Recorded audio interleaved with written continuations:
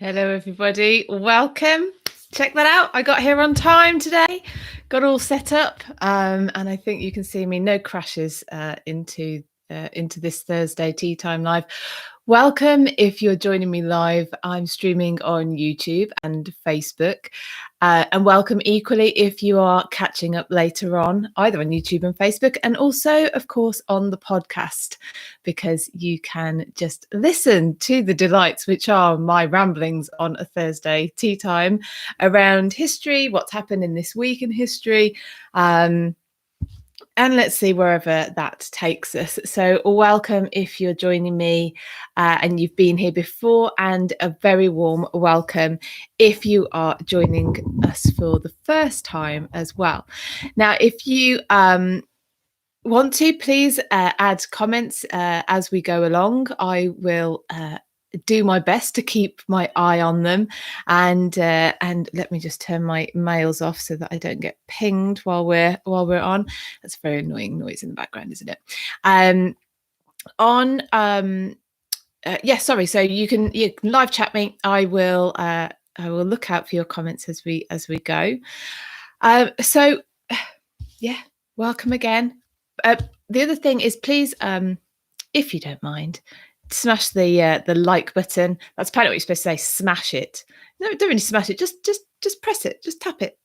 It's a screen. It's fine. It won't. You don't need to be brutal with it. But a like would be most appreciated. It helps get the reach up, apparently, which helps us then find more history lovers who love to come along on a Thursday tea time and thank you, and have a cup of tea with us. So today I have nettle tea in my queen bee mug.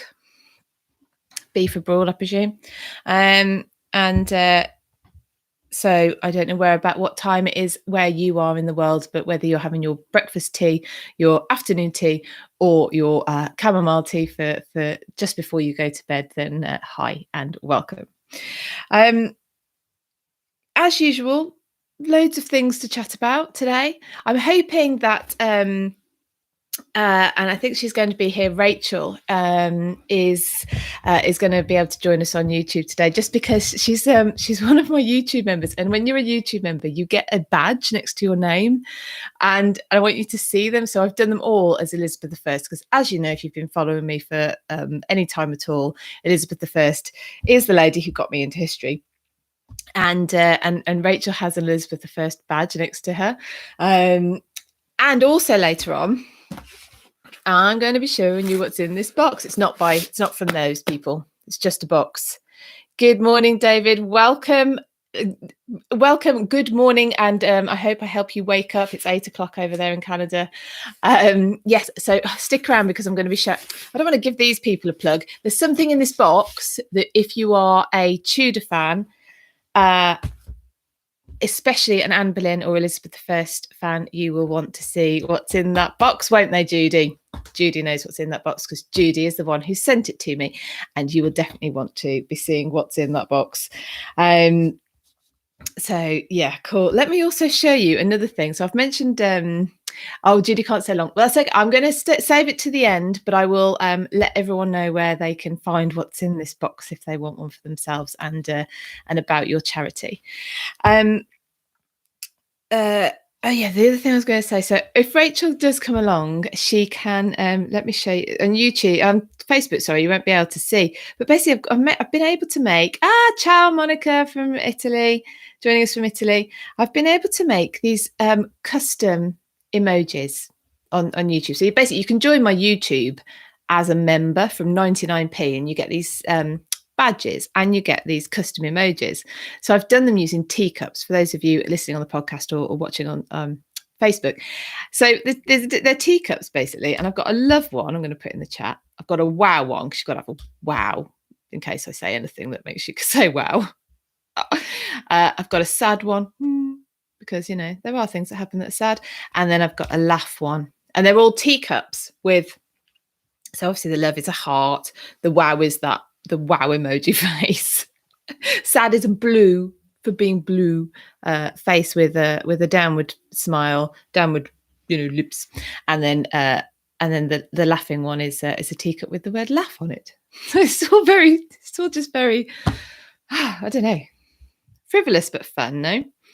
If you are also joining me on YouTube, and I will do this later on Facebook, it's just that it's on my phone, it's a bit more fiddly. I have put a link to my newsletter in there. So if you're watching this on catch up, or well, either, it doesn't matter, or live, if you sign up to my newsletter, basically I send out each week, if I'm on track, at least once a fortnight, links to all the videos that I talk about, links to this actually Thursday tea time. So if you have missed it, you can see the link and get to it. And all the videos on the topics that I've been talking about. So it's all in one place. So if you would like that, I mean, it's free. Just pings into your email box. Then you can sign up to that on my website, britishhistorytours.com, or like I say, on Instagram. No, not Instagram. That's the only page I'm not. On YouTube is the link to sign up to that is pinned at the top of the comments, and I will do the same on Facebook when this ends. Hello, Elizabeth. Welcome. Thanks for joining. I hope everyone's well. It is the 29th of April, which is just unbelievable. I don't know if anyone else feels like time is just racing. It's May on Saturday. May. I think that's nuts. But it is what it is, I suppose. The other thing is, though, it's cold. And I was thinking, I'm pretty sure it wasn't cold this time last year here in England. And it wasn't, because I found, when your phone sends up photos from a year ago, I was in the garden. We have a hammock that we bought years ago that goes up, and we were in that, so it was definitely warmer this time last year. But anyway, so stick around, because I'm going to show you what's in this box from Judy. You will want to see that, I promise. And also I have book recommendations, and and we'll go through some of the topics now. I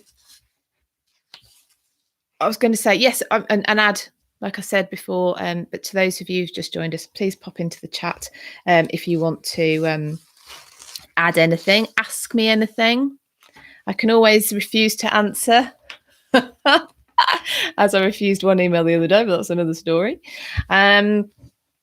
Now, what's been going on recently? So as some of you know, because you've joined us there, I'm on Clubhouse with Sarah Morris, who's the Tudor travel guide, Catherine Brooks, who's the Tudor tracker, and Kat Marchant, who's got Reading the Past on YouTube. All have got brilliant channels on YouTube. And we're all together on Clubhouse doing stuff. So I like to let you know, if you're not on Clubhouse, then just fill you in on what we've been chatting about. Now, I do believe, though, just to mention that Clubhouse is slowly but surely rolling out to Android as well. So soon you'll be able to get on there. And if you are a member of my free group on Facebook, I think it's called British History with Philippa Lacey Brewell free group. I know. Catchy, right? If you're in there, then I'm starting to post links to every room, because we've been given 100 invites per room, and that invite will get you actually onto Clubhouse and as a member of Clubhouse as well. So if you go over to Facebook and join my group there, then and look out for an invite if you're not already on there. So this week we've been so we have a number of rooms. We have a Tudor chilled coffee morning, which is 8:30 a.m. English time or UK time on a Wednesday. So it doesn't suit everyone around the world, I'm afraid. I know that. But that's with me and Sarah, and we've started this week to track the events which were starting to happen now in the downfall of Anne Boleyn. So in 1536, 19th of May, 19th of May, Anne Boleyn was obviously executed at the Tower. So we're starting to track now, and we've got a special week on in a couple of weeks' time, talking a lot about Anne. We're going to be doing lots of rooms on Clubhouse. Elizabeth's on Clubhouse. She's just saying she usually is driving when it's on, so she just listens. It's absolutely fine to this is what I love about it. It's like listening in to a live podcast. It's like listening into me now, but there's there's other people talking as well, and you can you can come up and talk to me live, and talk to the other people live, or like Elizabeth does when she's driving. You could just listen in. It's just like listening into a live chat, like a live seminar or live podcast interview or something like that. And we always have the rooms, so we have like set times for the rooms, and then we'll have topics each week. They change. So like I say, in the coffee chat this week, we started tracking the downfall of Anne Boleyn, and we're going to continue with that in the next couple of weeks. Last night, so we also have a history after dark room, which is a favourite of mine, where we hit topics that are slightly more controversial or rude or funny, or I don't know, something to get your heart racing perhaps. And last night we did history's greatest vandals, which was a fun topic because we put forward our vandals, who we thought. I mean, I spoke about Edward VI. Lots of churches were vandalised. We could, Jude is on Clubhouse too. Yes, of course you are. Well, we're doing more rooms as well, so hopefully you'll be able to catch us a bit more often, and also the schedule for each club that we've got. So we've got a History and Culture Club. If you get on there, search History and Culture Club, we're on there, and the Tudor History Club, that's us. And there's a schedule in each of upcoming rooms, so you can stick them in your diary and stuff. I forgot what I was talking about. Oh yes, vandals. And we started off with, well, what's a vandal? And that's interesting because the Vandals, of course, were actually a Germanic tribe. So it was kind of it's a name born out of not liking a particular type of person. Yeah.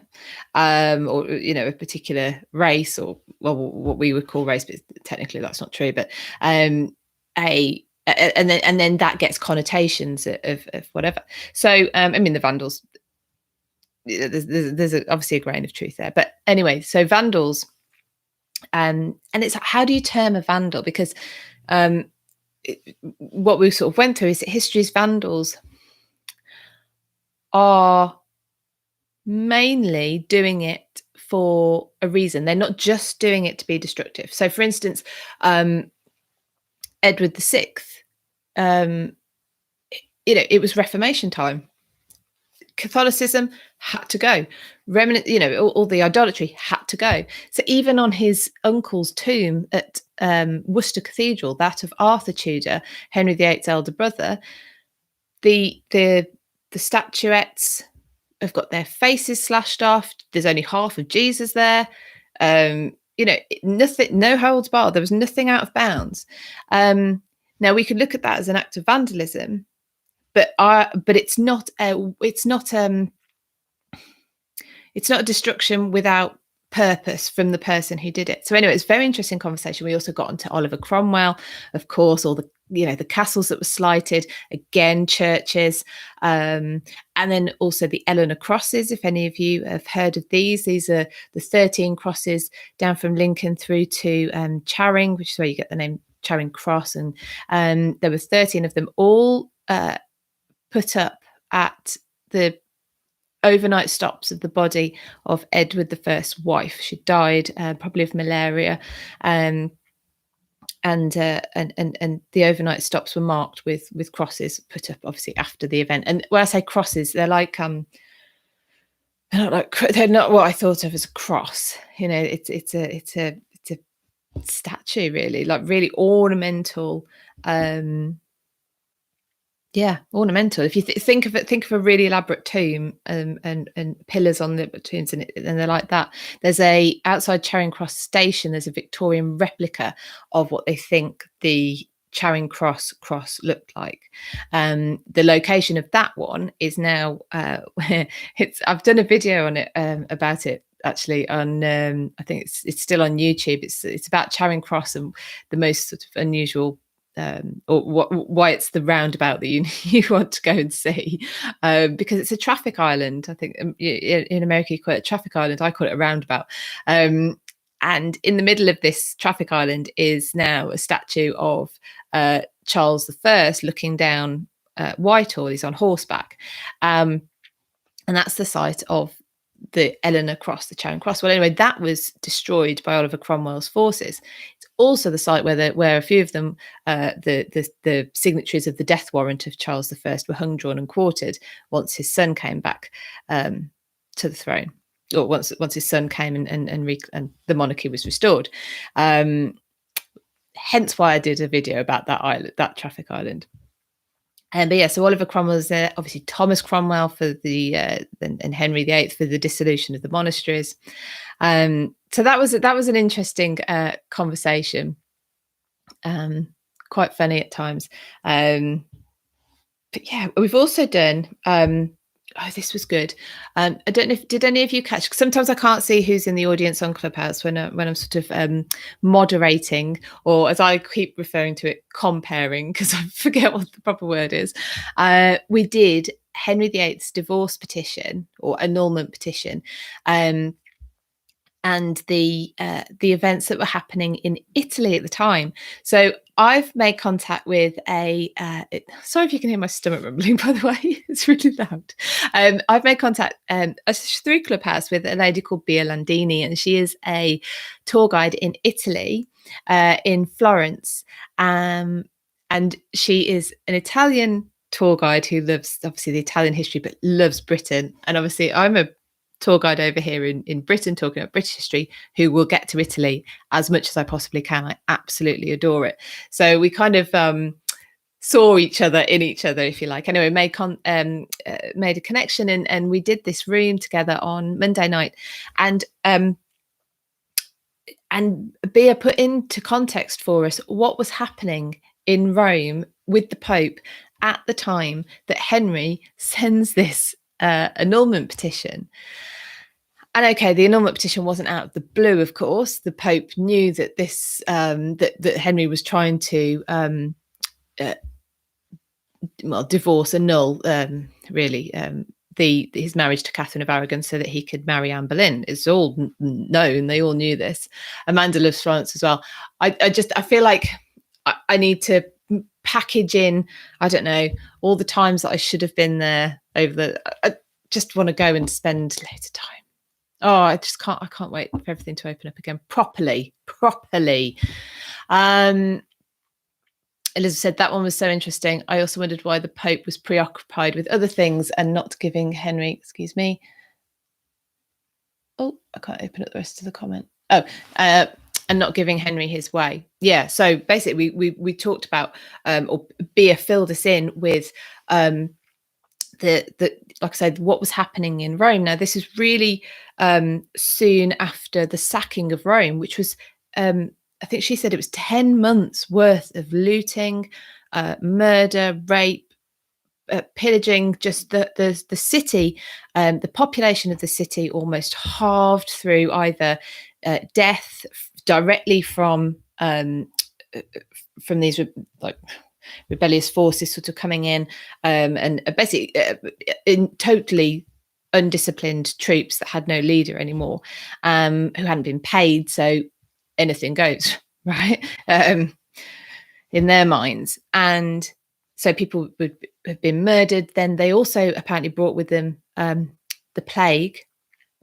exacerbated then by the dead bodies in the street and all the disease that comes with rotting corpses, and then people obviously fled the city as well. So the city's population, so Rome, this massive bustling town city, decimated, in less than a year. So the Pope had been Pope at the time. This is Clement VII, and basically he'd been taken prisoner during that time. This is all it's all quite complex, but basically, long story short, the politics of it was we're never going to allow. Clement VII was never going to be in the position to allow Henry to dissolve his marriage to Catherine. He had bigger fish to fry. And we've also got to remember that we know what then happened. And had he been able to anticipate that it would actually mean not Henry giving up on the idea and packing in this idea that he was going to get rid of his first wife to have another one, but but actually was going to break with Rome and make a huge schism in Europe and in the church. If he'd have known that, which obviously we know that, if he'd have been able to assess the situation and work that out, then maybe he would have acted differently. But that's us with the benefit of hindsight. So it was an absolutely fascinating conversation. Fascinating. And it was sparked because like I say, Bea and I are interested in each other's history. And obviously the history of Britain and Italy is linked through various stories and throughout time. So we're going to be doing more of those types of rooms as well. They take a little longer to set up because anyone who, like Elizabeth was there, they're far more in depth than some of them. Because I love getting into Rome and Britain. I just, and you can go right through the Renaissance, and you can go through to, well, you can go through to the present day. But I'm just going to have a sip of my nettle tea. Been very good, aren't I? Oh. It's an acquired taste, but it is nice once you get into it. So that was the clubhouse rooms this week. And coming up, we've got Friday, we're talking about Thomas Cromwell. And because of his part in the downfall of Anne Boleyn, like I said, which is going to be quite a focus on in the next couple of weeks. We also have got a new room called Travelling Tudor Britain. I hope I've got that name right. It's in the Tudor History Club, and each week, each Sunday at 4:00, we talk about a place to visit. If you want to sort of travel Tudor history. Last week we did Windsor Castle and the Tudors at Windsor Castle. There's far more Tudor stuff to see at Windsor Castle than I think is first obvious. And this week, coming on Sunday, we're doing Greenwich Palace. Greenwich Palace was the site of Anne Boleyn's arrest. So we will be talking about not only the history of what happened there, but what was there, what it looked like, because I don't know if any of you have been, but it's now the old Royal Naval College. I say now, for like the last, I don't know, 300 years, something like that. And you wouldn't know that there'd been the Tudor Palace there. It's really difficult to make out. The layout of the whole site is totally different. And obviously the buildings are totally different. So we'll talk about what was there and also what to see now. So there is I'll talk more about this in the room, but there is a I think exciting Tudor portrait exhibition that's going to be on in the Queen's House. I think it's the Queen's House. I think I'm right in saying that. So the Queen's House is the one that when you look, and it's very symmetrical, the old Royal Naval College, or it is unless you're a pedant and you have a look and then you realise it's not quite symmetrical, which is very annoying to somebody who likes it just so. And in the middle is the Queen's House. Now that is basically now an art gallery. Now it has the Elizabeth, the Drake version of the Elizabeth I Armada portrait. That's theirs. That's always there. And they did a lot of conservation work on it a couple of years ago. When the varnish gets yellow, so it affects all the colours, and they cleaned it up, and it's amazing. Well, they're going to get the other two versions. I think one's, I'm going to totally forget now where the other two are normally held. Anyway, they're getting all three together, which will be good. It'll be incredible. It'll be really interesting because there are differences between these portraits. So that would be good. And I think the National Portrait Gallery is closed until, is it next year or the year after? They're doing some kind of major refurbishment work. Well, one of the places I would always tell people to go if they're going to London is the Tudor room at the National Portrait Gallery. Well, you're not going to be able to do that for the next foreseeable future anyway, while they're doing this refurb work. But they're going to be having this exhibition opening at Greenwich. So I will be talking more about that on Sunday. Yeah, so that you know where to head if you want to go and have a look at all these portraits. I find it fascinating because they're the images that you see, you know, when you're reading a book or you're watching a program about the Tudors, and obviously these images come up, and then you can see them up close and personal, which is great. So that's going to be Sunday, and then next week's Chilled Tudor chat will carry on. Jude's got to go. She's got her MOT. That's the only thing with everything opening up. You've got to do all the chores again. Thank you for joining, Jude. Everyone, I'm going to be showing you what Jude has sent me very soon. You're going to want to see what's in there. So next Wednesday, bye Jude, good luck. Hope the car passes. Next Wednesday is going to be more of tracking what happened to Anne Boleyn, and then on the evening, so this History After Dark room, we're going to be talking about histories. I wanted to ask you about this actually. So we're talking history's hypocrites, right? Now, we know history has them. We know modern day has them, do we not? People who say one thing, encourage others to do one thing, and then all the time they're doing something else. Anyway, so we're going to be talking about history's hypocrites next Wednesday evening. That should be a nice heated debate. Heated. I don't know if it'll be a debate. Actually, I think the thing is with our History After Dark room is there's no holds barred. We're not. We talk pretty much off the cuff anyway. Actually, to be fair, but we don't worry about holding back. So I mean, who would you say is history's one of you would consider a history hypocrite, a hypocrite of history? I know one I'm definitely going to be talking about. And that is again Oliver Cromwell. Didn't like the trappings of monarchy, privilege, hereditary privilege was a big thing he was against, and yet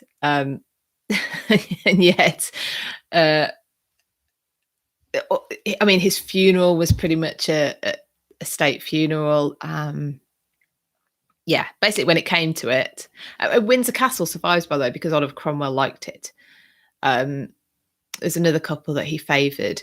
So although he destroyed or had destroyed many castles, some survived because he liked them. He just needed a little place to rest his head at night. So, yeah, if you think of any, ping me them, please do, either in the comments or you can direct message me on Instagram. I'm at British_history_tours on Instagram. I'd love to hear your suggestions. There will be 3, but 2 videos definitely available to you on YouTube at the moment. The Stealing of the Stone of Scone, which I'll come back to in a minute, and Mutiny on the Bounty. And the third one, which the only reason it's not live yet is YouTube has to do loads of checks now that I'm monetized. Whoop, whoop. But it has to do lots of checks to make sure I don't say rude words or I don't know, something. And then it'll make it live. Something to do with the advertisers. So that one is I'm starting to chart the downfall of Anne Boleyn in that video as well. So you can pick that up and listen to that. So I think I can't remember if that's 3 or 4 parts in the end when I've edited it, but the first part goes live today. Now the Stealing of the Stone of Scone. So the Stone of Scone is the coronation stone from Scotland. It was held at Scone Abbey, and it was confiscated or reading that pinched, stolen by the English King Edward I. And he brought it down to Westminster and had the coronation, a special coronation chair, which you can still see if you visit Westminster Abbey, built, which had a space underneath for the stone of scone. Now, obviously, I'll go into this in the video in more detail, so please do check it out. And he had been called in by there was a succession crisis in Scotland, and Edward had been called in to oversee and give his verdict as to who out of the contenders for the throne should become king. Well, he while they had no king, he was effectively helping them out in this capacity. So it dragged on a little bit. And then he chose a man called John Balliol, who became John I of Scotland. Now, he chose him ostensibly because he thought he'd be malleable. Edward had already become overlord by force. I covered that in a previous video as well, of Wales. And he wanted to do the same with Scotland. I go into the kind of what happened next in the video, but he eventually had John in captivity, and he took the stone of scone. Now, why would he take the stone of scone? Why is he bothered to take the ancient coronation stone of the Scots down to Westminster? Well, if you think about where he put it, it is physically, it's in the throne of England, the coronation, not the throne, the coronation chair of England. So where this incredibly special transformative ceremony takes place to take a mere morsel to a monarch, and this stone is placed in it, underneath it. He has physically moved the kings of Scotland underneath the kings of England. That's what I think anyway, that he's taken Scotland and he's physically put it under England, because that's what he wanted. Edward is the guy known as Hammer of the Scots, and that's what he wanted. He wanted Scotland subservient to England. Now, the stone of scone was returned. I don't know where it is, but it's back up in Scotland, and it will be returned apparently to Westminster for coronations from now on. Such we are as a Brits for our traditions and ceremonies. It was there. So that would have been in, I can't remember the exact dates, 1300 and something. So obviously hundreds of years it was used for coronation. So we're not very good at letting go of that kind of thing. So it will return. And of course the British monarch is monarch over both countries. So which actually links, just thinking about it, to a video I've got coming up soon, which is the Act of Union 1707. Because although when James I of Scotland became James VI of England, when he came to the throne after Elizabeth I died, that was not a political legal union of the countries. That was more that he had, it was personal in that he just had both those roles. The video I did a couple of weeks ago about the Union Jack. So the Union Jack, the flag was created earlier than the actual union was created. And I go into that in the video. I don't remember if I talked about that on here, but it basically came about because they needed a flag to fly on the ships that were sailing in the waters around the. I mean, we're an island, so in the sea is important. So what flag were the ships going to fly? And they needed one that combined the countries that their king was ruling over.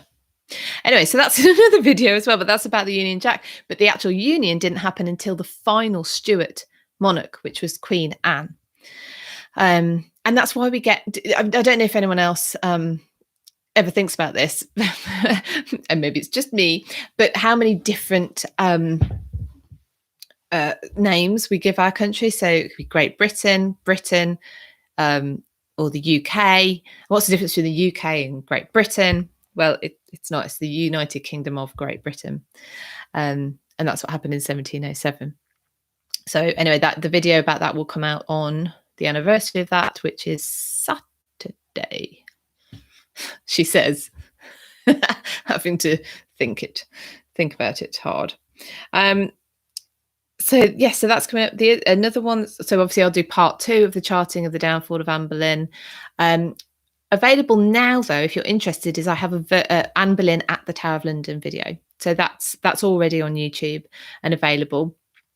I think I've got a shorter one as well about the processional route, the route that she was taken on the day of her execution, because a lot of the buildings that that were pivotal in her story, that were important in her story, unfortunately no longer exist. So the royal apartments that she was kept in, the ones that were built for her, ready for her coronation, and that she was kept in when she was arrested in end of April 1536. May 15th, just as it tipped over into May 1536, she was arrested and taken to the Tower of London, and she was kept in the same apartments that she'd had her coronation. That had been built ready for her coronation, and she was taken from those and through the Great Hall, which was where the trial had been. That also no longer exists. If any of you've been to the Tower and you know where they keep the ravens, it's in that kind of area. And she was taken up, and she's the actual scaffold site is nowhere near the glass monument. I don't have a problem with that, by the way. Some people, because the monument is not just to Anne Boleyn, it's to everybody who was executed within the walls of the Tower of London. Because of course, many people were executed on Tower Hill, which is outside, and that was a permanent public scaffold. The people executed, there was various over time. Obviously, the methods by which the executions happened changed from beheading to shooting. But when there was a scaffold for beheadings, that wasn't a permanent structure.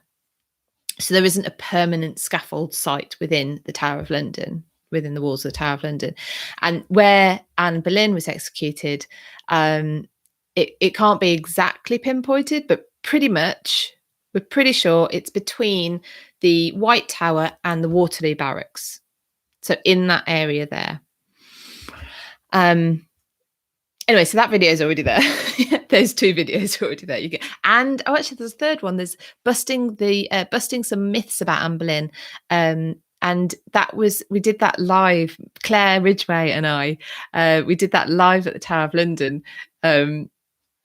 That was really fun video to do. So obviously the sound isn't perfect. I apologise in advance for that, because we were outside, we were in the busy Tower of London. But we went through and busted.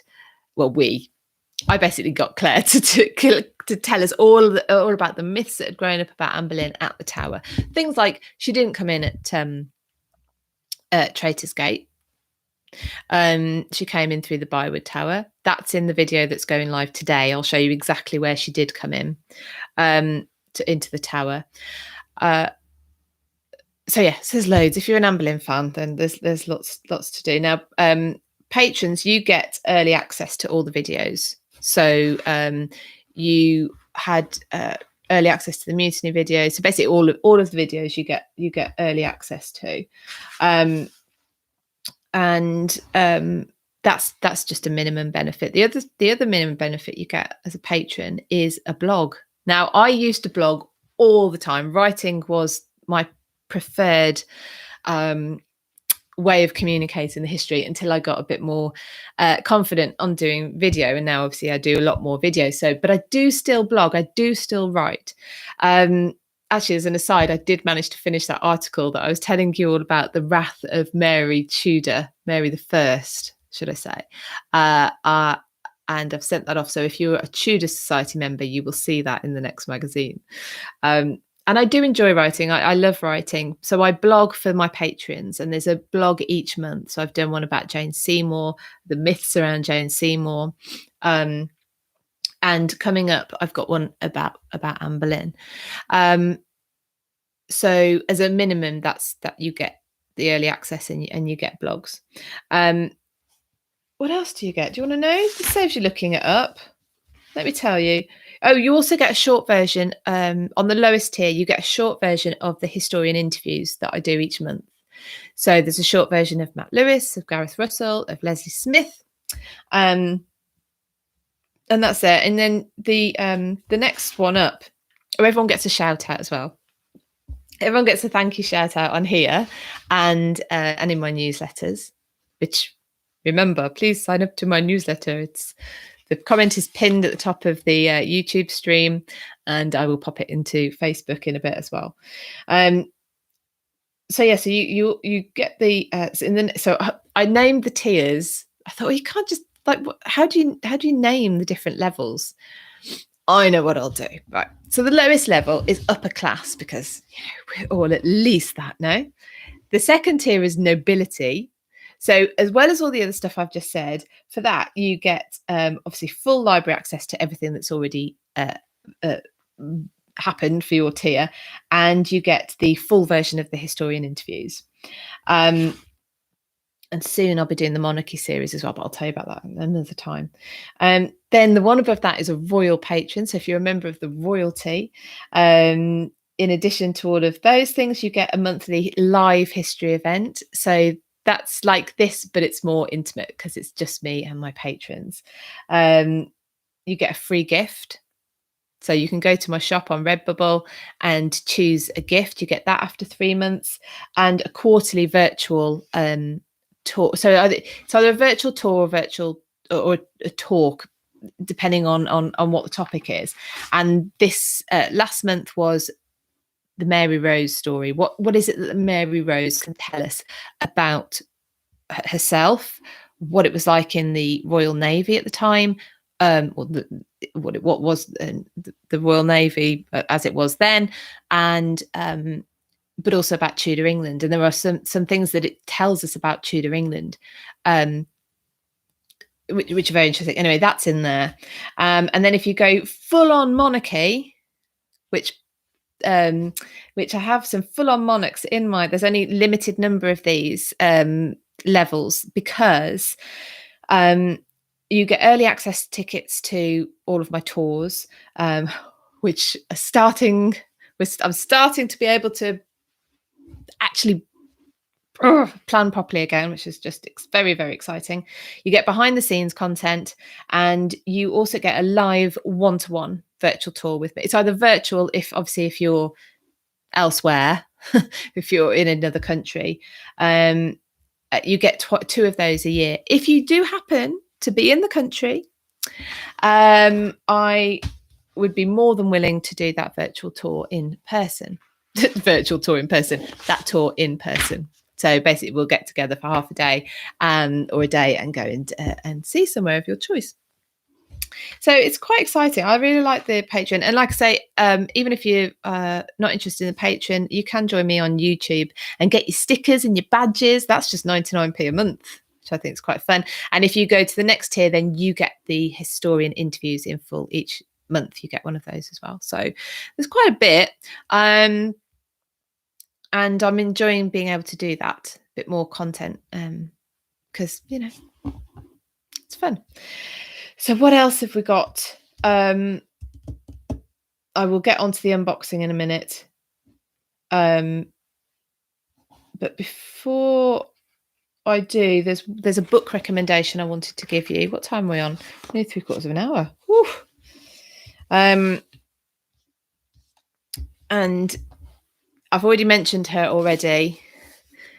The Fall of Anne Boleyn by Claire Ridgeway, and it is I mean, I refer to this a lot because it is amazing. She's just done it day by day. Day by day, the events which happened in the fall of Anne Boleyn. So there's two angles, really, I think, of the fall of Anne Boleyn. What Anne knew of what was happening, which means that you get a very, very rapid story. I mean, the actual downfall was very, very rapid. And then you start to, and Claire picks this out in her book perfectly, what else was already going on, what happened that couldn't possibly have happened if the timescales were correct. So just as a bit of a spoiler alert, the French executioner that was sent for to carry out Anne's beheading. So this was a special executioner, a very skilled executioner that could that used a sword rather than an axe, and the victim was knelt upright as opposed to lay prostrate. And he could not have got here in time from when he was supposedly from when the time they supposedly knew they needed him to when he got here. And there's loads of other things. Anyway, so thoroughly recommend. I mean, all Claire's books about Anne Boleyn obviously are brilliant. And yeah, catch that video about the myths of Anne Boleyn at the Tower of London. That's really good. And now, right, let's get on to this unboxing. I've been dying to show you these. They came yesterday. Jude is an incredible crafty person. That doesn't sound right. She does amazing crafts. She's been on earlier. She's got to go and get her car MOT'd. She has so her Facebook page is Green Paw Crafts, and let me show you. Sorry for the rustling on the microphone. This is Elizabeth I. She's got she's got an underskirt and everything. She's got an underskirt. For those listening on the podcast, she's got a beautiful blue velvet, I'm not very good with materials, dress with a panel in the front. She's got the big, lovely ruff around her neck and a beautiful headpiece. And she's a mouse. So she's a mouse doll dressed as Elizabeth. She's beautiful. Now wait for this one. This one isn't mine. This one's going to Claire Ridgeway. I might see if I can steal her. I love her. Let's get her hat back on properly. So this is Anne Boleyn mouse. Isn't she amazing? She's got her hood. She's even got her bee necklace. She's got a bee necklace. She's got her pearls. Again, she's got an underskirt. She's got a beautiful green. Again, I'm rubbish with materials. Green and gold dress. Isn't she so cool? Now, if you want one of your own, then you can get in touch with Jude through her Green Paw Crafts Facebook page. Again, I'll pop links in when I've finished here.